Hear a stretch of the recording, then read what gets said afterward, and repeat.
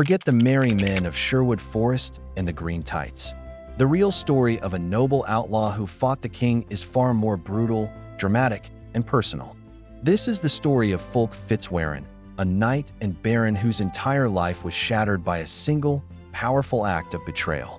We're going to explore how his battle for justice against the most wicked king in English history turned him into a legend, the true historical seed of the Robin Hood myth. Imagine the sound of clashing steel and the roar of young men practicing war. That is where our story begins. Fulk FitzWarin was born with a silver spoon in one hand and a sword in the other. His family were known as the Marcher Lords, tough, powerful noblemen who stood on the deadly border between England and Wild Wales. Their prize, the heart of their power, was the magnificent Whittington Castle, a fortress that had been held by the FitzWarin family for generations. Fulk wasn't just around royalty, he grew up with it.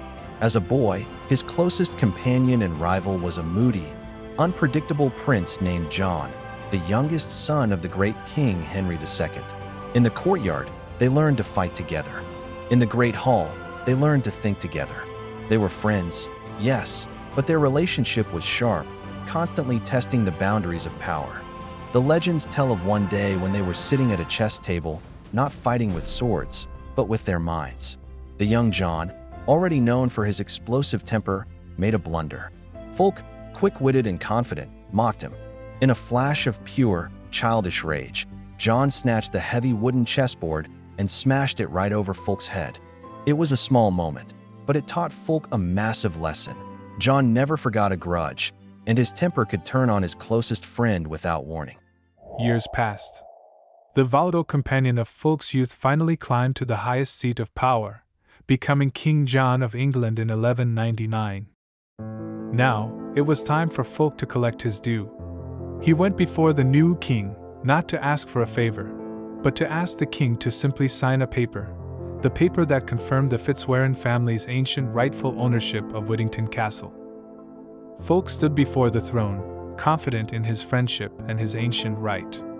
King John looked down at him, that same cold, vengeful look from the chessboard incident now hardened by the crown. The king paused, thinking of the boy who had dared to mock him, the rival who was always slightly better.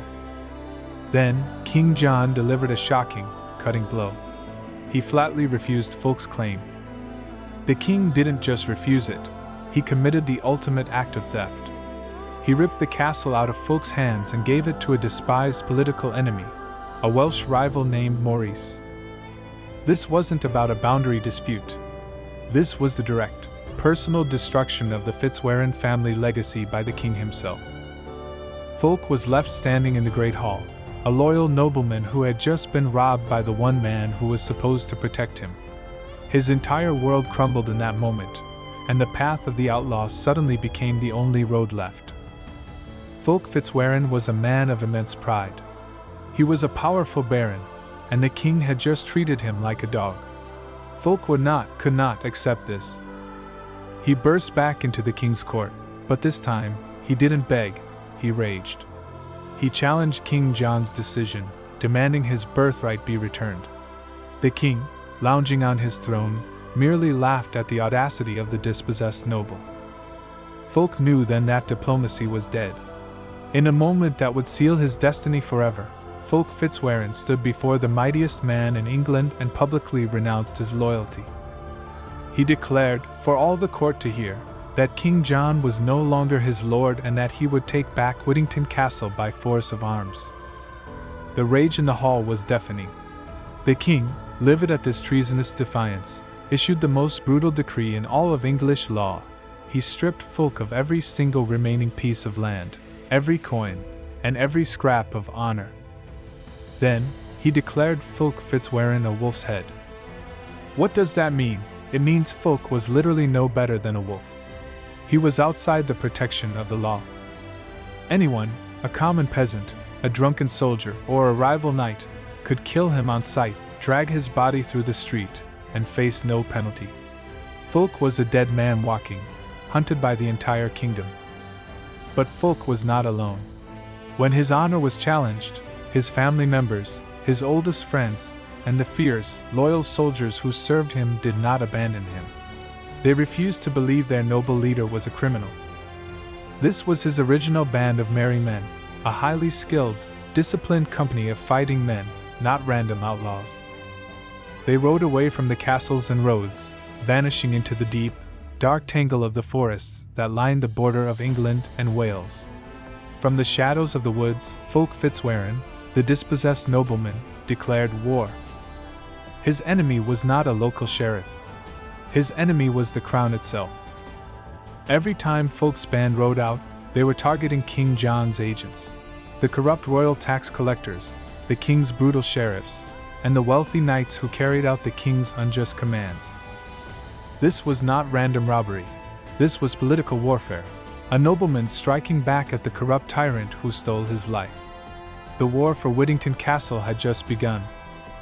For the next 4 years, Fulk FitzWarin became a ghost, haunting the edges of King John's kingdom. His primary target was not gold, but the king's pride and his system of injustice. Every time a royal convoy carried newly collected taxes and supplies to the king's coffers, Fulk's band would strike.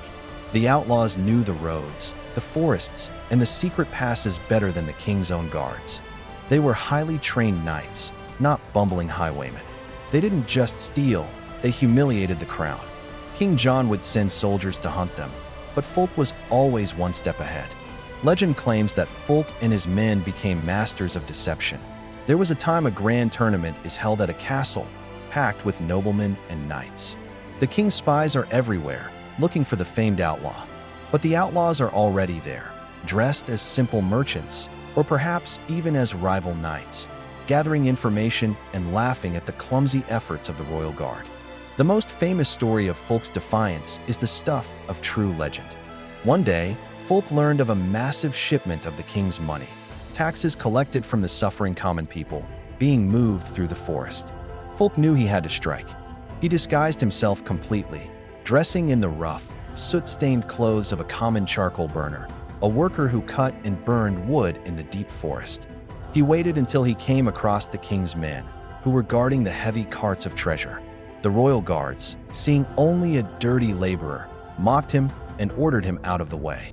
Fulk played his part perfectly, but then, in a flash of speed and skill only a knight could possess, he threw off the disguise.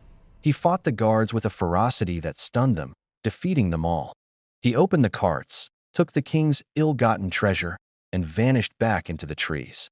But he didn't stop there. He didn't just take the gold.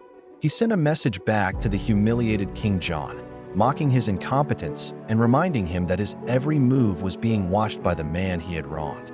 To the struggling farmers and common people, this was more than just a robbery. The money Fulk took was money the king was using to fund his wars and maintain his tyranny.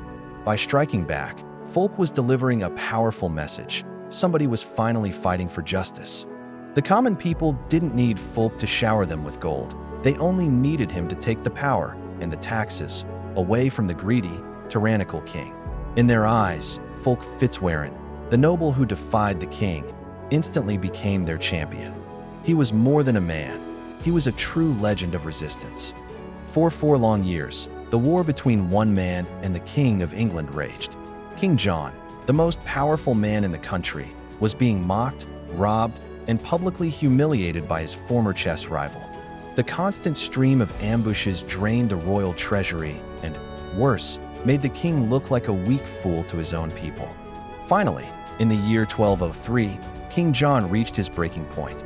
He was a tyrant, but he was also a pragmatist. He knew he could not capture Fulk, and the chase was costing him far more than the castle was worth.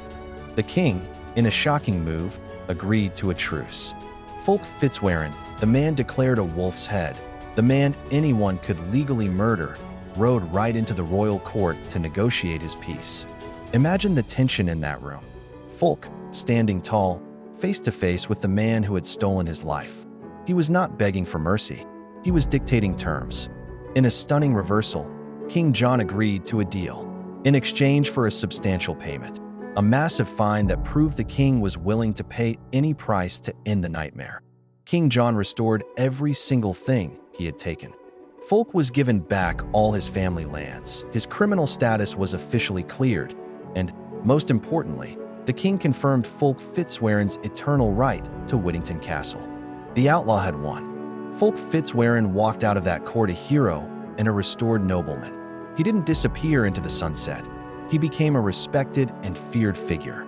He went on to serve King John in military campaigns and later even served the next king, Henry III, as a fully loyal and established baron. He lived out the rest of his days as a wealthy man, proving that sometimes you can successfully fight the system and win back your legacy. Fulk's incredible story, a dispossessed noble fighting a corrupt king, hiding in the forests, and winning back his title, was so dramatic, so perfect, that it couldn't just be forgotten. It was written down in a popular book of the time called The Romance of Fulk FitzWarin. This tale of the righteous outlaw fighting King John was shared, sung, and adapted. Over time, the specific details faded, the name Fulk FitzWarin became generalized, and the core elements of the story, the noble fighting injustice, merged with other ancient ballads to give us the single ultimate champion of the common people, Robin Hood. And that, my friends, is how a single, bitter quarrel over a chessboard and a castle birthed the greatest outlaw legend the world has ever known.